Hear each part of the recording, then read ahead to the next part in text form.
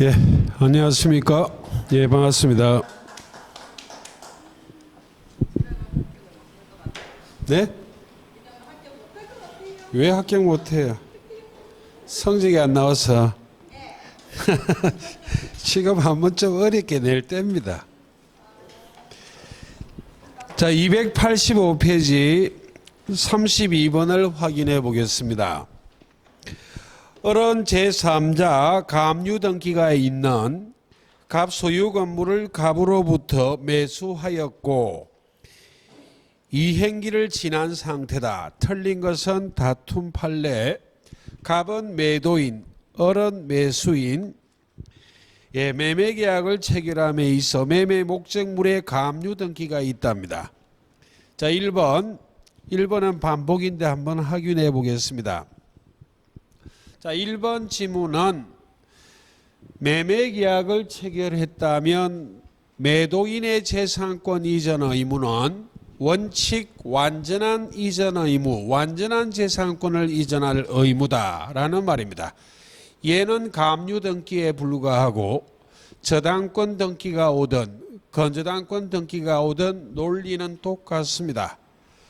매도인의 소유권 이전 등기 의무와 매수인의 대금 지급 의무가 동생관계인데 만약 매매 목적 부동산에 갑류 등기란 혹이 있다면 갑류 등기의 말소 등기 의무까지도 동생관계에 선다는 내용이 되겠습니다. 매도인 갑의 소유권 이전 등기 의무뿐만 아니라 갑류 등기의 말소 등기 의무까지도 매수인의 대금 지급 의무와 동생관계다. 특별한 사정이 없는 한 즉 원칙이요. 예외를 물어보지는 않습니다. 이 지문이 매도인의 재산권 이전 의무는 원칙, 완전한 재산권을 이전하는 것이 원칙이기 때문에 갑류 등기란 혹이 있다면 그것까지 말소하는 의무까지도 동생관계가 된다는 말이에요. 갑류 등기는 예시에 불과해요. 자, 2번 매도인 갑은 매수인 을에 대한 체커 매매대금 채권까지요.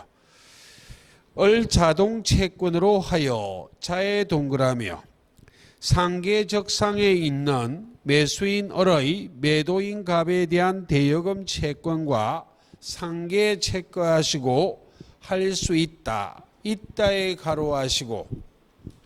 자, 이 지문을 쉽게 접근하기 위해서 매도인의 매수인에 대한 매매대금 채권이 동생항변권이 붙어 있는가, 아니면 매수인 을의 매도인 갑에 대한 대여금 채권이 동생항변권이 붙어 있는가, 둘 중에 동시행항변권이 붙어 있는 채권은 1번 매매대금 채권이다.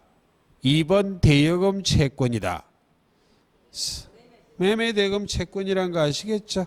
예, 그 매매대금 채권이 동생항변권이 붙어 있는 채권이에요. 이 말이 동생항변권이 붙어 있는 채권을 자동 채권으로 하여 상계할 수 있다, 없다? 없다. 그래서 있다가 틀렸어요. 이게 항자는 없다. 동생항변권이 붙어 있는 채권을 자동 채권으로 하여 상계할 수 없다. 라는 지문입니다. 그래서 있다가 틀렸어요. 매매대금 채권은 소유권 이전 등기 해줘야만 대금 지급하는 채권이죠. 예, 동생항변권이 붙어 있어요. 빌려준 돈, 대여금 채권은 동생항변권이 붙어 있지 않습니다. 자, 그 다음에 세 번째요. 매도인 갑의 매수인 을에 대한 매매대금 채권이 전부 명령에 의해 압류 채권자인 평에게 이전된 경우까지입니다. 매도인 갑은 매수인 을에 대하여 매매대금 채권이 있는데 매매대금 채권을 제3자가 법원으로부터 전부 명령을 받고 압류를 했다는 이야기입니다. 그 말은 매도인 갑과 제3자 병 사이에는 또 다른 채권 채무관계가 있고 제3자 병이 채권자, 매도인 갑이 채무자, 매도인 갑이란 녀석이 제3자 병이란 채권자에게 채무를 변제하지 않으니까 제3자 병이란 채권자, 매도인에 대한 채권자가 매도인이 매수인에 대하여 가지는 매매대금 채권을 전부 명령을 받아 압류했다는 말입니다. 압류하고 전부 명령을 받았다. 그 말입니다. 그럼 매수인 을은 등기 안 해주면 대금 지급하지 않잖아요.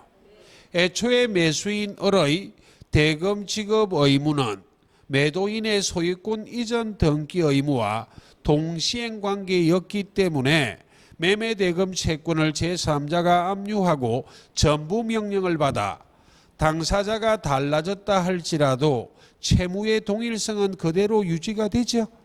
제3자 병이 매수인 을에게 당신이 매도인 갑에게 지급해야 되는 매매대금을 내가 압류하고 전부 명령을 받았으니까 나에게 대금 지급하세요라고 요구해도 매수인 을은 나는 등기 안 해주면 대금 지급 못해요 하고 제3자 압류 채권자를 상대로 동생항변권 행사할 수 있어야죠. 예, 그 말입니다. 말이 좀 어려워요. 그때 체커 매수인 을은까지요. 다시 체커 제3자 매도인의 채권자 제3자 병의 대금 지급 청구에 대하여까지요. 동생항변권 행사할 수 있어야죠. 예, 그 말입니다. 그 다음에 네 번째요. 예, 지난주에 했던 내용의 반복인데 다시 한번 해보겠습니다. 매도인 갑과 매수인 을의 채무가 동생관계에 있다면 매도인 갑의 매매대금 채권은 채권의 체크요. 그 지급기일부터 소멸시효가 진행한다 라고 되어 있습니다. 이 말이 동생항변권이 존재한다 할지라도 동생항변권을 행사하는 것과 채권을 행사하는 것은 같은 권리 행사다, 다른 권리 행사다. 다른 권리 행사입니다. 아무리 동생항변권이 존재한다 할지라도 채권을 행사하지 않는다면 채권은 그대로 소멸시효가 진행이 된다라는 말을 동생항변권의 존재는 채권의 소멸시효 진행에 영향을 미치지 않는다. 이 논리는 유치권도 똑같아요. 주된 권리인 피담보 채권과 종된 권리인 유치권은 다른 권리죠. 아무리 유치권을 행사하고 있다 할지라도 채권을 행사하지 않는다면 채권은 그대로 소멸시효가 진행된다는 말을 유치권의 행사는 채권의 소멸시효 진행에 영향을 미치지 않는다. 그 말이 채권은 그대로 소멸시효 진행된다는 말입니다. 그 논리가 동생항변권과 유치권의 논리가 똑같아요. 그래서 4번 지문이 동생항변권의 존재는 채권의 소멸시효 진행에 영향을 미치지 않는다. 즉 아무리 동생항변권이 존재하고 있다 할지라도 채권을 행사하지 않는다면 채권은 그대로 소멸시효가 진행이 된다는 말입니다. 그리고 5번도 반복인데 처음이니까 다시 한번 해볼게요. 매수인 을이 대금 채무를 선이행하기로 약정했더라도 선이행 의무를 부담하는 자, 선이행 의무, 그 이행을 지체하는 동안 상대방 매도인 갑의 채무의 이행기가 도래하였다면, 상대방의 채무가 이행기 변제기에 도래했다면 그때부터는 선이행 의무까지도 동생관계가 되죠. 예, 매도인 갑과 매수인 을의 채무는 동생관계에 있다. 예, 그래서 옳은 지문이 되겠습니다. 자, 33번입니다. 임대인 갑은 임차인 을에게 임대차 기간의 만료와 동시에 체크하시고 임대주택의 명도를 요구하고 있다. 다음 중 틀린 것은 다툼 판례. 자, 1번 임대인 갑이 체크 보증금이요. 채무를 이행 제공하지 않는 한 임차인 을은 주택의 명도를 거절할 수 있다. 이 말이 원칙적으로 대법원 판례에 따른다면 목적물 반환 의무와 보증금 반환 의무가 동생관계이기 때문에 임대인갑이 보증금을 반환하지 않는다면 임차인은 동생항변권을 행사하여 목적물 인도를 거절할 수 있다는 말입니다.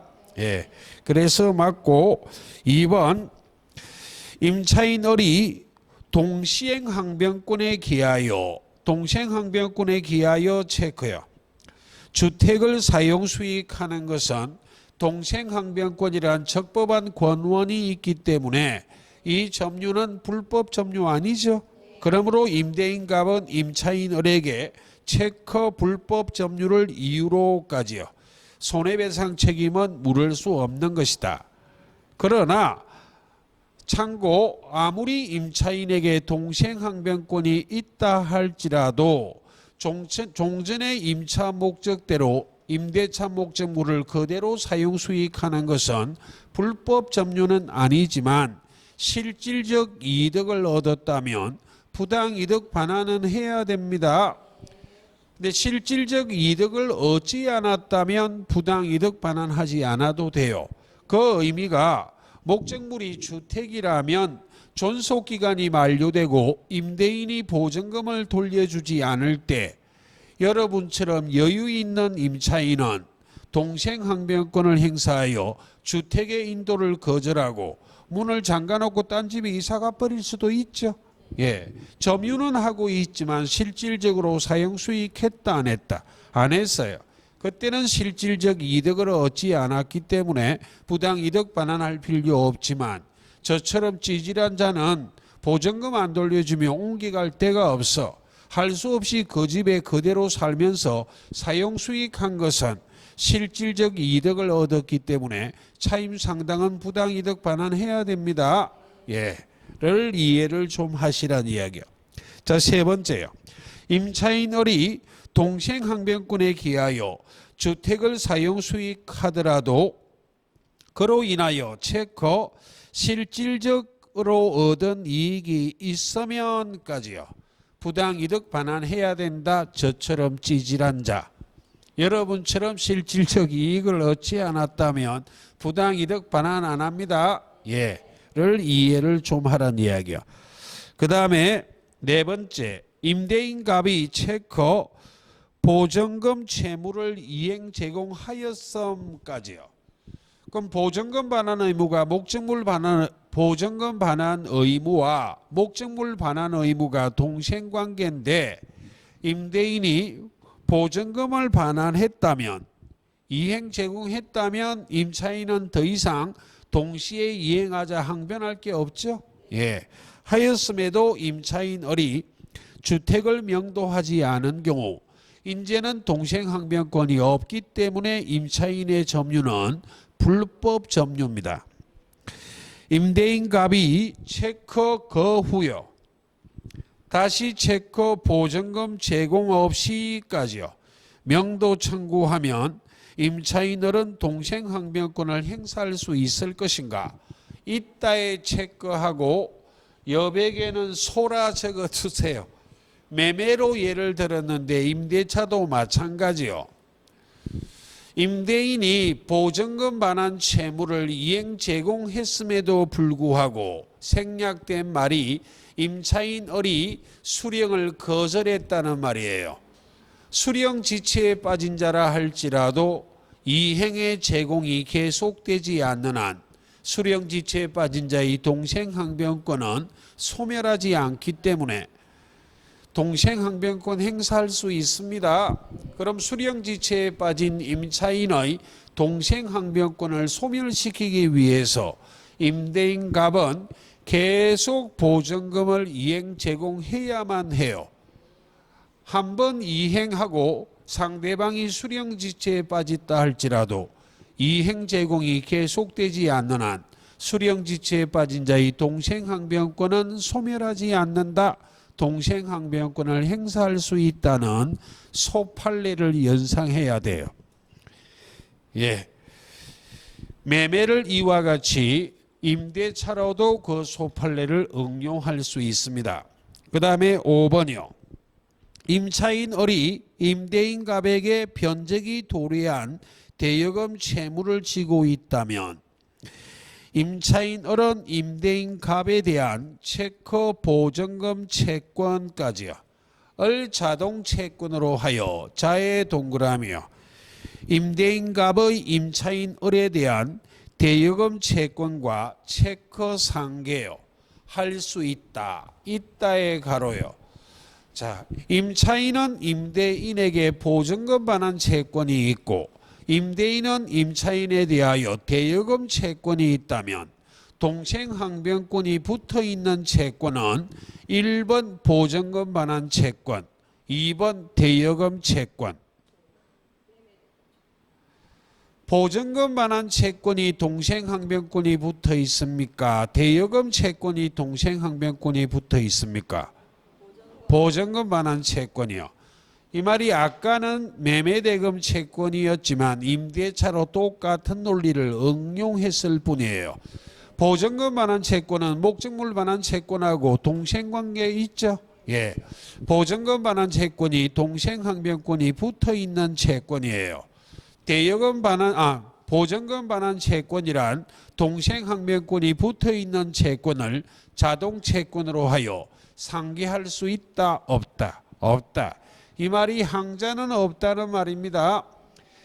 이 항자는 없다를 매매를 예를 들면 동생항변권이 붙어 있는 채권은 매매대금 채권, 임대차를 예를 든다면 항자는 없다에 동생항변권이 붙어 있는 채권은 보증금 반환 채권. 되겠죠? 예. 예, 똑같은 지문입니다. 다만 앞에는 매매였고 지금은 임대차고 이게 항자는 없다.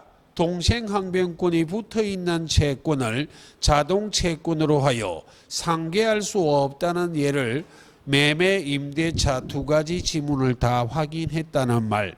매매라면 동생항변권이 붙어있는 채권은 매매대금 채권. 임대차라면 보증금 반환 채권, 대여금 채권, 빌려준 돈, 그 채권이 동생항변권이 붙어있지 않아요? 예. 그 다음에 34번부터는 위험부담의 문제입니다. 자, 요약집 물권법, 계약법 17페이지부터 참조하시고 1, 2 묶으시고 1번이요. 쌍무계약에서 일방의 채무가 체크 쌍방 책임 없는 사유까지요. 로 이행불능이 되면 체크 채무자는까지요. 상대방의 이행을 청구할 수 없다. 없다에 체크하시고 원칙이요. 후발적 불능 중 채무자에게 귀책 사유가 있다면 책임 있는 사유가 있다면 채무불행 책임 중 이행불능의 문제, 채무자에게 귀책 사유가 없다면 책임 있는 사유가 없다면 위험부담의 문제, 채권자, 채무자 쌍방이 책임이 없다는 말은 채무자에게 책임이 없기 때문에 위험부담의 문제, 쌍방이 책임이 없을 때에는 원칙이 채무자 위험부담주의죠. 그러므로 채무자는 청구할 수 없다고 가야죠. 예. 그리고 채무자는 밑에 매도인이라 적으시고 위험부담의 문제는 우리 시험은 거의 100%에 가깝게 매매로서 물어봅니다. 매매에서는 대금은 불능의 문제가 생기지 않기 때문에 매도인이 채무자예요. 매수인이 채권자예요. 그 다음에 2번이요. 전항에서 이미 지급한 계약금은 부당이득으로 반환해야만 한다. 계약금을 지급한 상태에서 후발적 불능, 쌍방의 책임 없는 사유로 즉 불능의 문제가 생겼을 때 원칙은 채무자인 매도인이 위험을 부담하기 때문에 채무자인 매도인은 채권자인 매수인에게 대금 지급 청구하지 못하므로 계약금이 매매 대금의 일부라면 계약금을 돌려줘야죠. 예, 그 말입니다. 그 다음 세 번째요. 쌍무계약의 일방의 채무가 채권자의 책임 있는 사유까지요. 로 이행할 수 없게 된 때 채권 채무자는까지요. 상대방의 이행을 청구할 수 있다. 있다에 체크하고 여백의 예외라 적으시고 후발적 불능이 채권자의 책임 있는 사유란 이야기는 채무자에게 책임이 없기 때문에 위험부담의 문제인데 채권자의 책임 있는 사유이기 때문에 예외적으로 위험은 채권자에게 이전돼야죠. 그러니까 채무자인 매도인은 채권자인 매수인에게 대금 지급 청구할 수 있다로 가야 됩니다. 예. 그 다음 4, 5번을 묶으시고 4번입니다. 쌍무계약에서 일방의 채무가 채권자의 수령 지체 중까지요. 채권 쌍방 책임 없는 사유까지요. 로 이행불능이 된 때 거기까지요. 쌍방의 책임 없는 사유이기 때문에 채무자에게 책임이 없으므로 위험부담의 문제. 쌍방의 책임은 없지만 채권자의 수령 지체 중에 쌍방의 책임이 없기 때문에 예외적으로 위험은 채권자에게 이전됩니다. 그러므로 채권 채무자는까지요. 상대방의 이행을 청구할 수 없다. 없다의 가로하고 털렸어요. 거기다 예외라 적으시고 위험이 채권자에게 이전됐기 때문에 채무자인 매도인은 채권자인 매수인에 대하여 이행을 청구, 대금 지급 청구할 수 있습니다. 자, 5번이요. 전항의 채무자는 자기 채무를 면함으로써 이익을 얻은 때 거기까지요. 채무자 위험 부담주의가 원칙이지만 위험이 채권자에게 이전됐기 때문에 채무자는 채권자에게 이행을 청구할 수 있고 불능의 문제이기 때문에 채무자인 매도인은 소유권 이전 등기 의무는 면합니다. 이렇게 의무를 면함으로 이익을 얻었다면 그 이익은 상대방에게 돌려주라 돼 있습니다. 이를 채권자에게 상환하여야 한다. 35번은 반복적인 요소예요. 36번을 확인합니다. 갑과 을은 조선시대의 유명한 서예가 병의 작품 한 점을 매매하는 계약을 체결하였다. 그럼 매도인이 갑이고 매수인이 을이고 지금은 매도인 매수인 불능의 문제를 물어본다면 매도인이 채무자, 매수인이 채권자입니다. 예. 자, 그 다음에 체크 매도인 채무자인 갑은까지요. 다시 체크 채권자 매수인 을이 일주일 후 대금을 지급하면까지요. 다시 체크 그 진품을 인도하기로 약정하였다까지요. 임대차 계약은 채권행위, 의무부담행위로 이행의 문제를 남기기 때문에 타인의 물건도 임대차할 수 있어요. 타인 병의 물건을 갑이 을과 임대차하였다는 이야기. 그 다음에 계약을 체결한 후에 동그라미요. 3일 후 그 진품을 보관한 건물에 화재가 발생하여 진품도 소실되었다. 그럼 후발적 불능이요. 되겠습니까? 임대차 계약 체결하고 나서 화재로 소실됐기 때문에 건물과 함께 후발적 불능이라는 걸 알 수 있어요. 다음 기술 중 타당하지 않은 것은 단지 매매를 임대차로 응용했을 뿐입니다. A 매매로 물어본다더만 간평 문제예요. 공인중개사는 매매로 물어봅니다. 돈 안 되는 임대차를 갖고 머리 아프게 할 이유 없어. 그 말입니다. 예. 임대차가 등장해도 매매의 논리와 똑같습니다. 1번 체크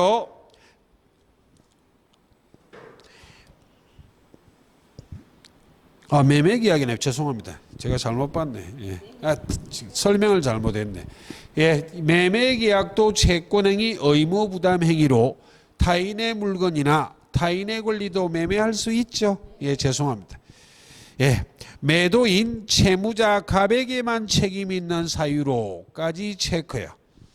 채무자의 책임 있는 사유, 후발적 불능 중 채무자 매도인 갑에게 귀책 사유가 있다면 채무불이행 책임 중 이행불능의 문제로 계약을 해지하고 손해배상 청구할 수 있다고 가야 됩니다. 이는 위험부담의 문제 아니에요. 소실되었다면 채무자 매도인 갑은 채권자 매수인 을에게 체커 채무불이행 책임까지요 을 부담하는 것이다. 후발적 불능 중 채무자인 매도인에게 책임 있는 사유고 후발적 불능이 생겼기 때문에 채무불이행 책임 중 이행불능의 문제입니다. 자, 2번 체커 매수인 채권자 을의 책임 있는 사유까지요 로 진품이 소실되었다면 다시 후발적 불능 중 채권자의 귀책 사유이기 때문에 채무자에게는 귀책 사유가 없으므로 위험부담의 문제. 근데 채권자의 귀책 사유이기 때문에 예외적으로 위험은 채권자에게 이전돼야죠. 예, 그 말입니다.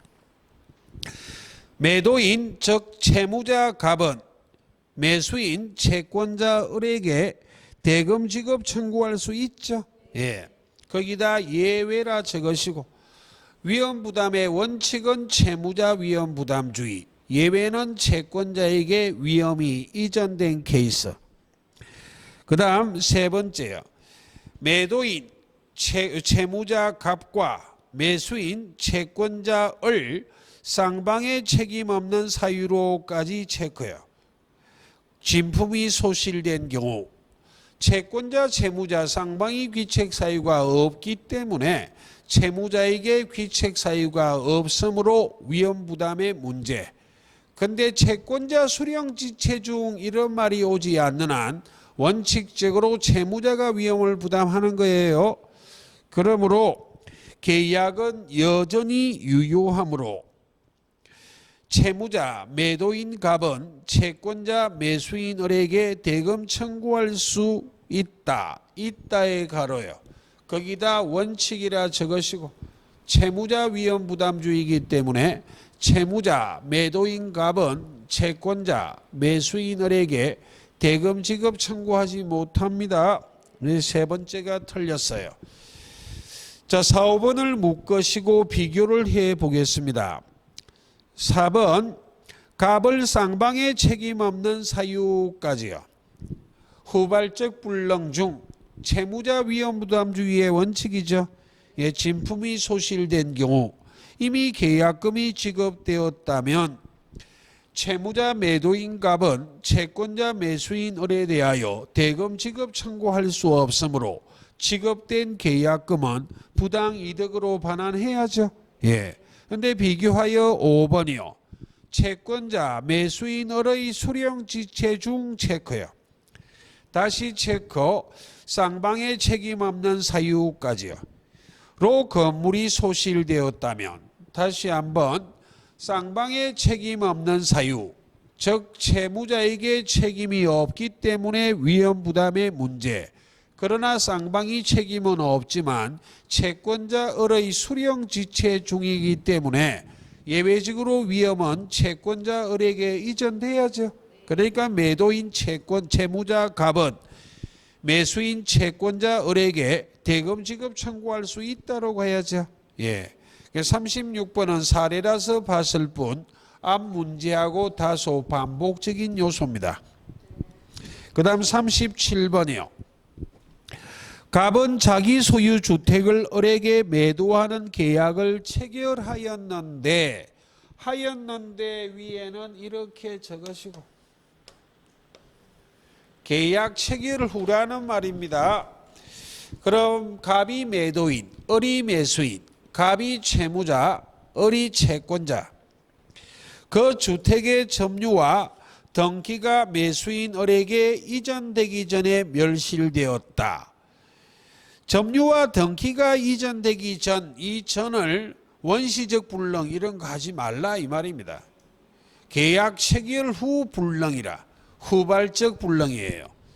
되겠죠? 예. 계약 체결 후 멸실 후발적 불능이란데 현혹되면 안 돼요. 예. 원시적 불능 아니에요.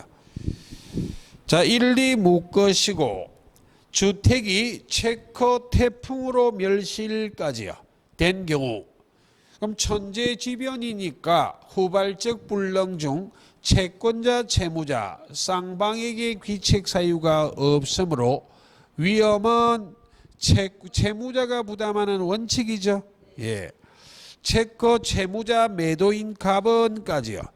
채권자 매수인에게 대금 지급 청구할 수 없다. 없다에 체크하고 원칙이에요. 채무자 위험 부담주의. 자, 2번이요. 주택이 다시 태풍으로 멸실까지요. 된 경우 체크 매도인 채무자 갑은 체크요. 이미 받은 계약금을 반환할 의무가 있다. 있다에 체크요. 1, 2번은 표현만 다르지 같은 말입니다. 예. 3번 체크 채무자 매도인 갑의 과실까지 체크요. 주택이 전소된 경우 후발적 불능 중 채무자인 매도인의 귀책 사유이기 때문에 이는 채무불행 책임 중 이행불능의 문제로 채권자인 매수인은 계약 해지하고 손해배상 청구할 수 있도록 해야죠. 그래서 채권자인 매수인은 체크 이행불능이요. 으로 최고 없이 계약을 해지하고 손해가 생겼다면 별도로 손해배상을 함께 청구할 수 있다. 네 번째, 의뢰 과실 체크요. 채권자, 매수인 의뢰 과실로 주택이 전소됐기 때문에 채무자 매도인 갑에게는 책임이 없으므로 후발적 불능 중 위험 부담의 문제인데 위험은 채권자에게 이전되는 예외죠. 예. 그러므로 채무자 매도인 갑은까지요. 채권자 매수인에게 대금 지급 청구할 수 있다. 있다에 체크하고 예외라 적으시고 위험 부담의 문제에서 원칙은 채무자 위험 부담주의. 예외는 위험이 채권자에게 이전된 경우 그 말입니다. 예. 그다음 5번째요. 매도인 채무자 갑이 이행기에 등기 서류를 제공하면서 주택의 인수를 재고하였으나 채권자 매수인이 이를 거절하던 중까지요. 이 말이 채권자 수령지체를 말합니다. 체커 태풍으로 멸실까지요. 자, 태풍으로 멸실됐기 때문에 후발적 불능 중 채무자에게 귀책 사유가 없으므로 위험 부담의 문제. 그런데 채권자의 수령지체 중 쌍방의 귀책 사유가 없는 것은 위험은 채권자에게 이전되는 예외죠.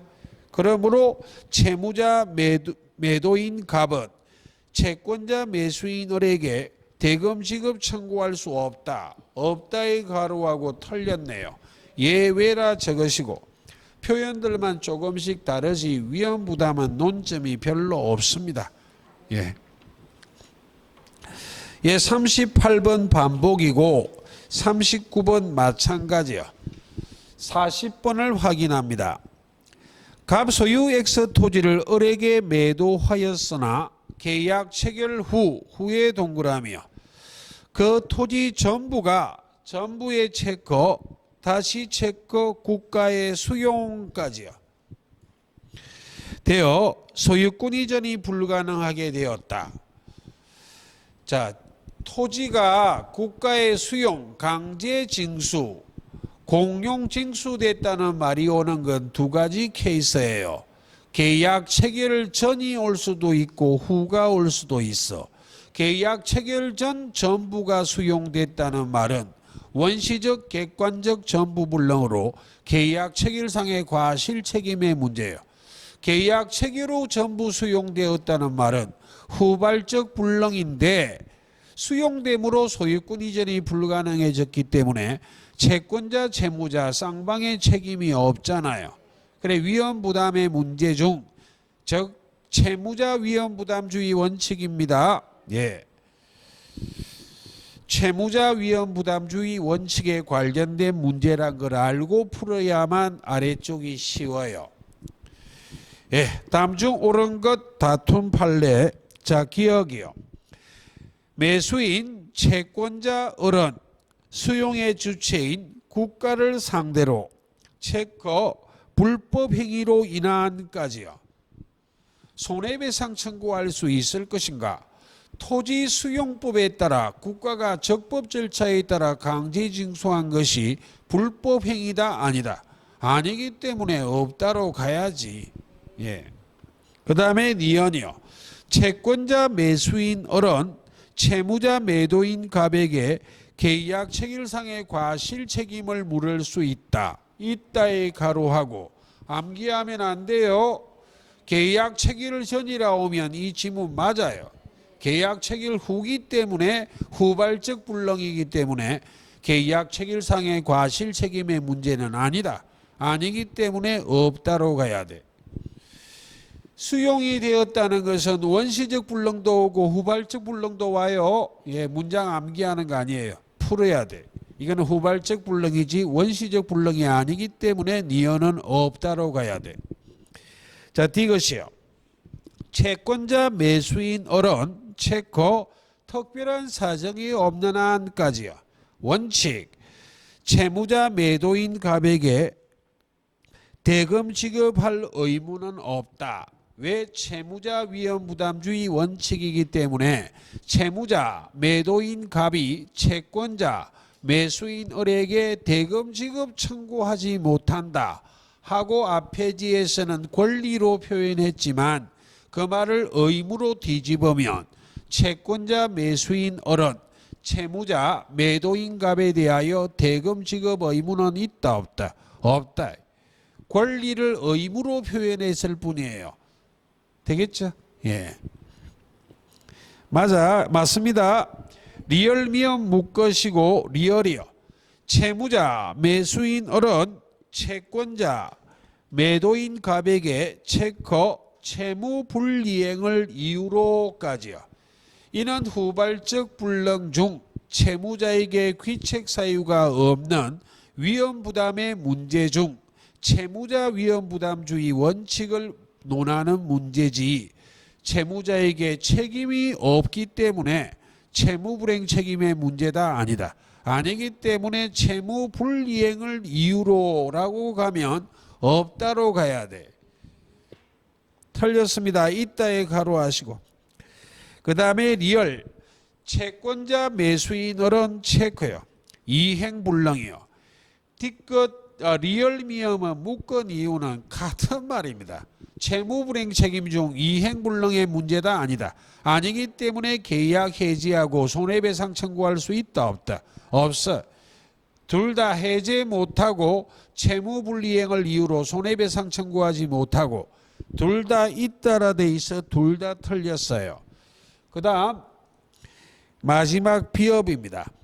채권자 매수인 을은 채무자 매도인 갑에 대하여까지요. 보상금 청구권의 양도를 청구할 수 언더라인 있다. 후발적 불능 중 위험 부담의 문제. 원칙 채무자 위험 부담주의 원칙입니다. 그럼 이와 같이 갑을 간에 매매했는데 매도인 갑이 적법 절차에 따라 공용 징수됐으니까 수용 보상금을 지급받을 수 있잖아요. 그런데 채무자 매도인 갑의 위험 부담의 문제이기 때문에 채권자인 매수인 을은 채무자인 매도인 갑을 상대로 수용 보상금을 청구하는 권리를 양도하라고 요구할 수 있다 없다? 있어요. 원칙이라 적으시고 채무자 위험 부담주의 원칙입니다. 채무자 위험 부담주의니까 채무자인 매도인 갑은 채권자 매수인 을에게 대금 지급 청구를 못하잖아요. 그러니까 대금에 가름하여 존재하는 수용 보상금 청구권을 나에게 양도하라 요구할 수 있다 없다? 있다 그 말이에요. 수용이 등장하면 위험부담의 문제가 약간 어려워집니다. 이 말 때문에.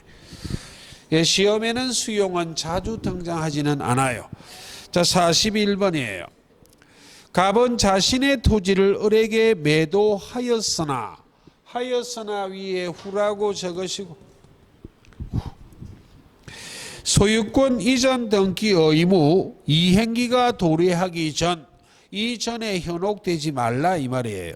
그 토지에 대한 병의 체커 강제 수용으로까지요 보상금을 받게 되었다. 그럼 후발적 불능 중 강제 수용 공용 징수 즉 매도인은 갑 매수인은 을 채무자는 갑 채권자는 을 쌍방의 귀책 사유가 없는 후발적 불능이기 때문에 원칙에 따른다면 채무자 위험부담주의 원칙이죠. 예, 그 말입니다. 수용이 등장하면 후발적 불능이라면 채무자 위험부담주의 원칙 주의할 부분은 계약 체결 전이라고 오면 계약 체결상의 과실 책임의 문제예요. 예. 틀린 것 다툼 판례 1번 매도인 채무자 갑의 매수인 채권자 을에 대한 소유권 이전 의무는 소멸하는 것이다.